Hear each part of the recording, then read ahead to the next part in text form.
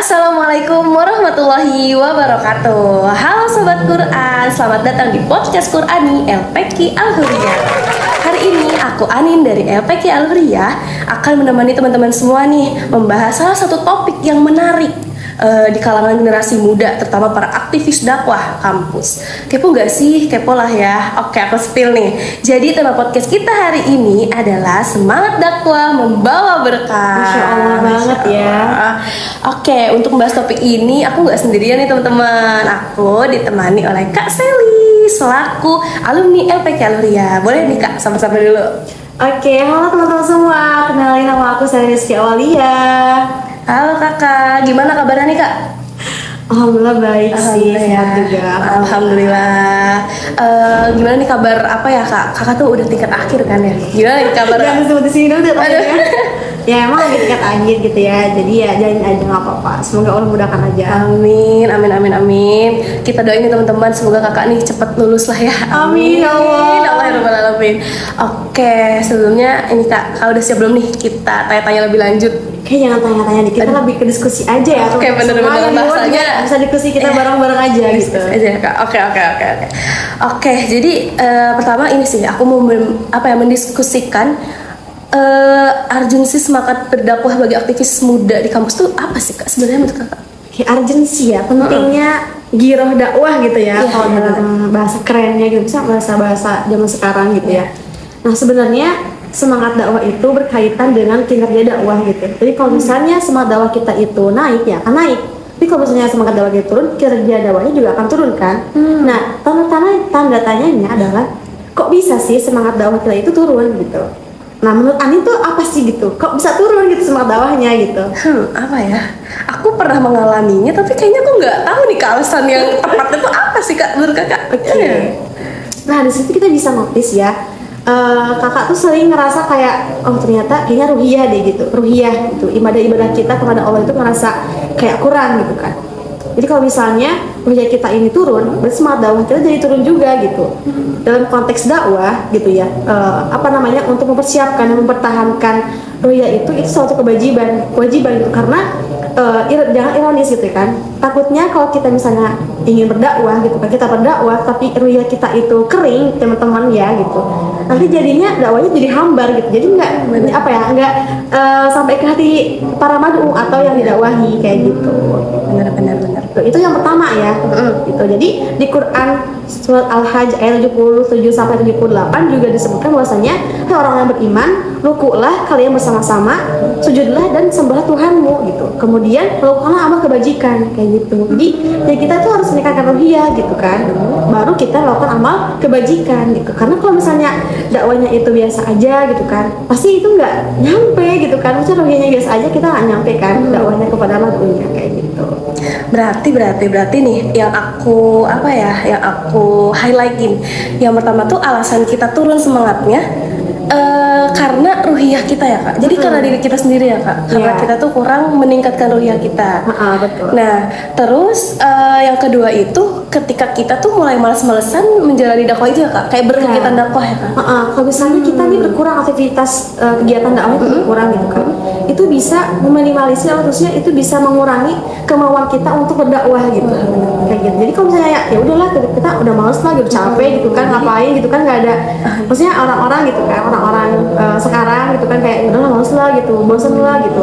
Tapi kan itu kalau misalnya lama kelamaan kayak gitu, nanti itu bakal lenyap sendiri gitu kemauan untuk berdakwahnya kayak gitu. Jadi nggak akan ada ya kak semangat berdakwah itu ya nggak akan ada gitu. Jadinya ya udah kiranya berturun dan jangan sampai hati kita ini berkarat gitu, karena udah nggak diisi dengan dakwah gitu kan.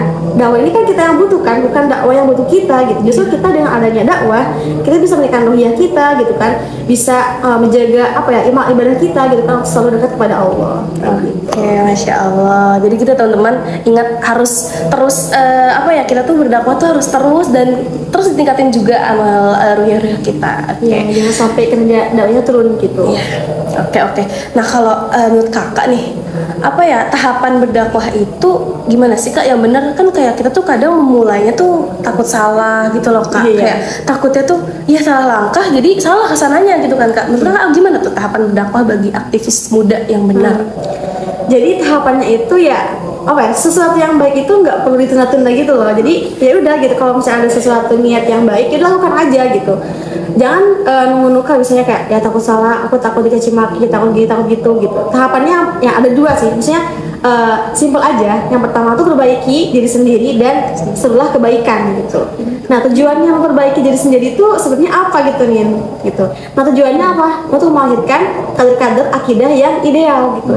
Nah perbaiki diri itu banyak gitu. Kalau apa namanya kriterianya gitu perbaiki diri itu. Yang pertama ada memperbaiki akidah gitu kan, akhlak yang kuat, wawasannya yang luas. Kemudian kesehatan jasmani itu yang perlu dilakukan oleh dai gitu kan, oleh seorang pendakwah kayak gitu. Terus tujuannya yang tadi apa namanya setelah kebaikan gitu. Nah setelah kebaikan ini tujuannya apa gitu. Nah menyuruh ini tuh tujuannya untuk memperbanyak golongan-golongan gitu, kader-kader dakwah selanjutnya gitu. Kan nggak mungkin dong saya kakak sama Kak Anin doang kan. Pasti Anin itu menyuruh kebaikan juga buat teman-teman LPK gitu kan, buat teman-teman yang di luar sana itu pasti menyeru kayak gitu. Oke, jadi itu tuh teman-teman, tahapannya tuh yang pertama kita itu memperbaiki diri kita sendiri dulu. Kita tuh berdakwah untuk diri kita sendiri dulu. Habis itu barulah kita mendakwakan apa yang kita dapat, ilmu yang kita dapat itu ke orang lain juga. Jadi biar kita tuh sama-sama meningkatkan gitu loh. Kayak kita tuh ngajak orang-orang untuk bersama-sama ke jalan kebaikan kayak gitu. Tapi jangan beranggapan bahwasannya ya udahlah aku nunggu aku baik dulu aja gitu baru aku berdakwah gitu. Jangan sampai kayak gitu, karena kata baik dari diri kita sendiri itu nggak ada akan habisnya gitu. Pasti ya akan ada salah lagi kalau misalnya nunggu baik sampai kapan gitu. Karena nggak ada baik setelah baik gitu nggak ada. Karena kita manusia tempatnya kesalahan ya. Benar. Berarti intinya ketika kita itu dapat ilmu nih dari orang yang berdakwah ke kita, kita tuh harus langsung nggak sih Kak, sambil kitanya melaksanakan ilmu tersebut, kita juga sambil menyerukan gitu ya Kak, biar kita tuh ayo bareng-bareng gitu. Iya bareng-bareng aja gitu. Oke. Terus tadi kan apa namanya? Tadi kan 2 tahap ya, perbaiki diri dan setelah kebaikan. Selanjutnya itu ada mengetahui ilmu agama gitu. Ilmu agama kemudian dibentuk dididik gitu kan. Selanjutnya itu kita bangun dan bangkit gitu kan, bangun dan bangkit untuk mendukung dakwah yang baik dan cemerlang kayak gitu. Masya Allah. Oke Kak, paham sih aku ya. Oke. Terus nih Kak, kan yang namanya sesuatu tuh pasti ada rintangan lah ya Kak. Apalagi dakwah gitu. Bener. Nah, kira-kira tuh apa sih Kak kendala-kendala yang biasa dia alami bagi aktivis dakwah gitu? Lalu tuh bagaimana solusinya gitu menurut Kakak? Oke. Kendalanya banyak sih ya. Kendalanya banyak karena ini kan merupakan satu jalan dakwah. Dakwah itu kan istimewa. Pasti ya rintangannya juga istimewa kan gitu. Nah, menurut Anin sendiri deh gitu. Aku mau nanya nih ke teman-teman yang di luar sana sama Anin gitu. Apa sih kendala-kendala yang biasa dirasakan selama berdakwah itu? Kalau yang aku alamin sendiri sih, yang pertama tuh ini sih, semakin kesini tuh kayak SDM pendakwah tuh kayak makin menurun gitu gak sih Kak? Makin menurun. Iya.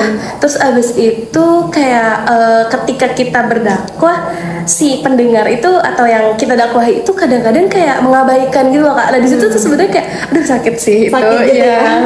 Aduh kayak ya Allah, padahal tapi aku tuh selalu berusaha menguatkan sih di situ. Cuman gimana tuh menurut Kakak? Itu bener nggak sih kendalanya yang dihadapi? Oke. Jadi sebenarnya benar ya, semua yang diomongin, yang dibicarakan Anin itu semuanya benar gitu, kendala-kendalanya itu gitu. Jadi tidak dapat dipungkiri gitu kan. Kita ya berdakwah itu ya udah kita usaha sama doa gitu. Untuk masalah hasilnya, ya udah kita usaha sama Allah gitu. Entah apa namanya madu ini tuh akan membicarakan kita di belakang gitu, akan menjelek-jelekan kita, yaitu ya kuasanya Allah gitu kan. Yang namanya kita tidak bisa mengubah membolak-balikan hati orang lain kan. Gitu. Hanya Allah yang memberikan hidayah kepada madu'u atau yang kita dakwahi gitu ya. Tugas kita tuh jangan sampai menyerah aja, jangan sampai kita tuh putus asa gitu dengan apa yang kita lakukan untuk berdakwah gitu ya. Ya kalau misalnya mereka tidak berbuat baik kembali gitu kan, ya udah kita mah tetap apa? Pantang menyerah gitu. Maju terus gitu, jangan sampai mundur gitu. Oke, jadi gitu teman-teman, ketika kita berada di jalan kebaikan ini jangan menyerah lah. Kayak kita nggak usah takut lah. Ini tuh ya jalan kebaikan mah insya Allah lah ya Kak, membawa kebaikan juga kepada diri kita. Jadi ketika kita sudah menyerukan kebaikan kepada orang lain, ya udah nanti hasilnya itu kita serahkan kepada Allah Subhanahu Wa Taala. Nah, Nabi Musa juga pernah berkata bahwasanya kayak ya udah kita tuh minta pertolongan aja gitu sama Allah gitu kan, karena ya siapa lagi yang bisa menolong kita gitu selain Allah gitu. Allah itu akan menjamin gitu. Allah tuh menjamin semuanya gitu. Siapa lagi, kita tuh berserah diri kepada siapa gitu, hanya kepada Allah. Ya udah gitu. Layaknya pohon mangga gitu kan, layak pohon mangga dia itu meskipun dilempar dengan batu tapi dia tetap menghasilkan buah yang manis. Iya, bener banget, iya bener banget sih. Buah-buahan yang lain sih kak, pohon-pohon buah yang lain kayak walaupun kita tuh banyak lah ya, ada yang melempar, ada yang menebang bahkan kak, tapi kalau misalnya mereka tumbuh lagi tuh tetap memberikan buah-buah yang manis buat kita gitu, Masya Allah. Oke, selanjutnya nih kak, apa sih yang membuat kakak itu bertahan di jalan dakwah ini? Kayak setahu aku kakak tuh dari zaman-zaman dulu semester 1 maba lah ya kak, kayaknya sampai sekarang tingkat akhir itu kayak wah, Masya Allah banget gitu. Terus apa nih yang bikin kakak tuh bertahan sampai saat ini? Sebenarnya banyak ya teman-teman kakak juga yang sampai tingkat akhir ini masih berkecimpung dengan jalannya dakwah gitu kan. Ya salah satunya adalah untuk bermanfaat gitu bagi umat, untuk manusia yang di luar sana gitu. Karena kita tuh baik nggak bisa sendiri gitu. Kita tuh baik harus sama-sama gitu. Kalau teman kakak di PB itu yang baik itu banyak, tapi yang berisik itu sedikit. Masya Allah. Jadi yang baik tapi berisik gitu kan, kayak gitu. Nah, ini tuh juga jalan yang dipilih sama kakak gitu kan, karena ya semata-mata gitu kan, yang menguatkan kakak di sini tuh ya Allah gitu. Maksudnya kalau kakak juga mampu, tapi kalau Allah tidak menguatkan kakak ya udah gitu, pasti kakak juga akan berhenti. Tapi karena Allah menguatkan dan memampukan kakak, alhamdulillah sampai saat ini masih berkecimpung ya, semoga bisa bermanfaat lah. Gitu. Nah gitu teman-teman, jadi ketika kita sudah memilih jalan yang kebaikan kayak yaudah kita tugas kita tuh menjalankannya dengan sebaik mungkin. Abis itu kita meminta kepada Allah untuk dikuatkan gitu, biar kita tuh dikuatkan pundak kita untuk menerima amanah itu ya kak. Aku mau tanya deh kak, kira-kira kalau misalkan dari pertemanan tuh bisa ini nggak sih kak, apa ya kayak menyebabkan kita juga tetap bertahan gitu loh kak, circle pertemanan gitu? Iya nggak sih kak? Iya benar banget. Jadi kayak kalau misalkan kita salah pilih temen, agaknya ini ya akan goyah juga sih, bisa goyah. Benar. Tapi kita tuh juga harus mendakwahkan kepada teman-teman kita yang memang dia tidak tahu gitu keimanannya. Kalau misalnya kita tetap bergaul sama orang-orang yang sama kayak Ali sama kakak kita sama gitu kan, terus-terusan kayak gitu kan, orang lain juga nggak tahu kan. Karena kita tuh mendakwahi orang-orang yang seharusnya tidak tahu gitu kan, mengajak orang-orang yang belum tahu tapi menjadi tahu gitu, belum baik menjadi lebih baik kayak gitu. Nah sebenarnya kakak juga tuh kenapa masih pengen di dakwah itu karena ya tadi gitu kan, amanah-amanah dari orang tua gitu kan, bahwasanya misalnya itu tuh dunia itu tuh buat diri kamu sendiri gitu, maksudnya untuk skripsian gitulah, skripsian itu ya untuk untuk diri kamu sendiri gitu kan, bukan untuk orang lain kayak gitu. Terus dakwah ini gitu untuk semua umat gitu, untuk umat umat yang di sini. Kalau kakak dakwah di kampus berarti untuk IPB dong kayak gitu. Jadi ya udah, kalau misalnya bisa mungkin kalau misalnya kamu itu masih bisa berbuat baik di kampus ya kenapa tidak gitu kan. Selain skripsi yang bisa bermanfaat penelitiannya untuk orang lain, tapi juga ya dakwah juga bisa bermanfaat gitu. Apalagi nanti tingkat akhir gitu kan, nggak tahu di masa kampus tuh akan seperti apa gitu kan, lingkungannya yang nggak tahu gitu. Masya Allah. Oke, ternyata udah sampai bahasan terakhir nih kak. Aku satu lagi nih, tips and trick gitu agar akademik dan juga berdakwah itu tetap seimbang gitu kak. Itu tuh gimana sih kak? Karena susah sih. Menurut aku, pengalaman aku sendiri gitu, itu tuh sangat sulit gitu. Gimana tuh? Jadi kalau tips and triknya gitu kan, kakak juga kayak apa ya? Yaudah sih kalau kakak mah jalani aja gitu ya, kayak maksudnya jalani aja tuh suatu kata yang simpel tapi memang sulit kan untuk dilaksanakan kayak gitu. Ya semata-mata hanya untuk amanah ini kan akademik, ya akademik itu kan amanah kan, terus dakwah itu juga amanah kan. Nah dua-duanya itu amanah, jadi ya udah kita bagi waktu aja gitu untuk keduanya gitu. Jadi akademik itu ibadah, dakwah itu ibadah gitu. Kita di dunia ini kan hanya untuk beribadah gitu, seluruh kegiatan dunia ini untuk ibadah gitu. Nah ibadah ini jangan dikonotasikan dengan kayak sholat, puasa aja gitu, itu enggak juga gitu, karena ya banyak ibadah-ibadah yang lainnya kayak gitu, seperti akademik ilmu gitu kan kayak gitu. Terus karena kita juga penting nih tahu, tadi kan yang pertama bagi waktu kan, bagi waktu itu penting banget, kayak kita tuh list to do goalsnya apa aja nih gitu, akademiknya apa aja gitu, terus di dakwah juga kita mau ngapain aja gitu, terus kita tuh juga harus memperbaharui niat gitu, jangan sampai niat kita tuh di awal emang udah baik, tapi di tengah tuh kayak jadi agak gimana gitu kan, jadi melenceng, membelok lah. Jadi kita seharusnya upgrade niat nih sebelum, ketika dan sesudah melaksanakan kegiatan atau sesuatu kayak gitu. Nah kita juga harus tahu urgensinya keduanya gitu, penting keduanya, penting akademik dan dakwah. Kalau misalnya kita tahu keduanya pentingnya kayak gimana, nah kita tuh bakal meluangkan waktunya. Jadi bukan kita mencari waktu luang, tapi kita bakal meluangkan waktu. Sama kayak baca Al-Quran teman-teman gitu. Kita tidak bisa mencari waktu luang, tapi kita harus meluangkan waktu gitu. Banyak waktu-waktu yang Allah berikan gitu. 24 jam itu ngapain aja coba? Dievaluasi juga sebenarnya gitu. Sehabis hari ini tuh misalnya sebelum tidur kita evaluasi gitu. Hari ini kita ngapain aja gitu. Apa kita ini bermanfaat bagi orang lain atau belum, kayak gitu. Nah teman-teman, jadi ternyata tips and triknya tuh sebenarnya mudah tapi emang sulit ya Kak Dian. Yang pertama itu membagi waktu. Nah itu kemampuan kita, kemampuan diri kita untuk membagi waktu dengan baik itu harus di manajemen waktu itu. Yang kedua tadi apa ya Kak? Aku lupa. Upgrade niat. Nah upgrade niat, kita tuh harus benar-benar meluruskan niat gak sih Kak? Kayak jangan belok di tengah jalan. Udah kayak harus pasti ada belok dulu, cuma kita arahin lagi. Iya arahin lagi lah gitu ya. Oke. Dan yang terus ketiga, goals. Oh iya benar, goals. Benar-benar goals kita yang kayak kita mau perjuangin tuh apa gitu. Kayak ya biar kita tuh meningkatkan value diri kita nggak sih Kak? Nah benar. Sama evaluasi setiap hari. Bener, evaluasi juga itu penting banget teman-teman. Dan yang terakhir kita harus tahu urgensi dari kegiatan yang kita lakukan, yaitu kayak akademik dan dakwah tuh sama-sama penting loh teman-teman. Kayak jadi kita tuh harus benar-benar bisa meluangkan waktu untuk kedua hal tersebut. Nggak boleh ada yang berat sebelah gitu ya kan Kak? Karena ya dunia dan akhirat tuh harus seimbang ya Kak. Masya Allah. Sama kakak tuh mau ngomong ke teman-teman semua gitu bahwasanya setiap ujian itu jangan, ujian dalam dakwah misalnya ya, ujian dalam dakwah itu jangan disandarkan kepada pimpinannya gitu. Kayak ini kayaknya ada kesalahan di dalam misalnya kegiatan organisasi dakwah gitu kan, ada keburukan gitu, terus kita menyalahkan pimpinannya gitu. Itu tuh suatu hal-hal yang keliru gitu.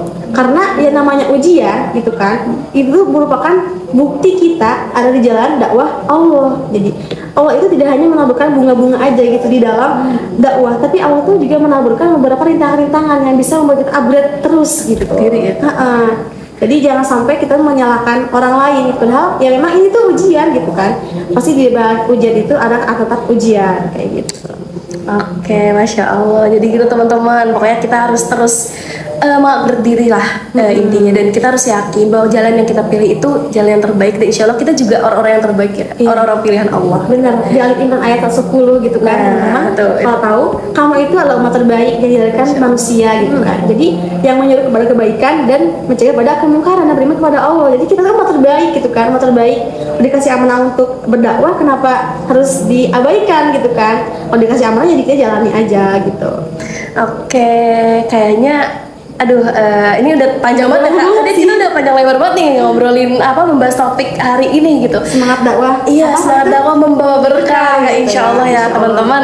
Dakwah jamin dah, Allah jamin sama jamin insya Allah. Oke, kayaknya obrolan kita udah panjang lebar banget nih ya Kak. Mungkin dicukupkan sampai sekian sih teman-teman. Semoga bermanfaat buat diri aku sendiri terutama dan bagi teman-teman semua. Oke Kak, ada lagi nggak nih Kak yang mau disampaikan? Kayaknya kita mohon maaf dulu aja ya gitu. Mohon maaf teman-teman kalau misalnya ada salah kata yang baik-baiknya dari Allah Subhanahu wa taala dan yang salah-salahnya kita berdua gitu teman-teman. Oke, kita tutup sampai sini aja. Tunggu di podcast selanjutnya teman-teman. Stay tune. Wassalamualaikum warahmatullahi wabarakatuh. Dadah, sampai jumpa lagi.